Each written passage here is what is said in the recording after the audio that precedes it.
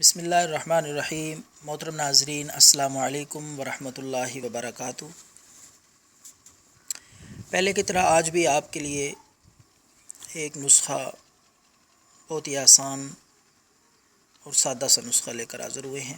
یہ نسخہ جوڑوں کے درد کے لیے، ہر قسم کے جوڑوں کے درد کے لیے، کمر درد کے لیے اور مہروں کے درد کے لیے بہت ہی مفید نسخہ ہے، سادہ سا آسان۔ تو آپ نے دار چینی لے کر اس کو گرینڈ کر لینا ہے۔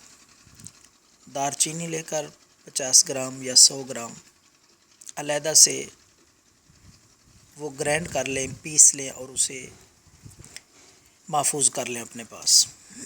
تو صبح آپ نے نہار منہ 1 چمچ خالص شہد لے کر آپ نے 1 چٹکی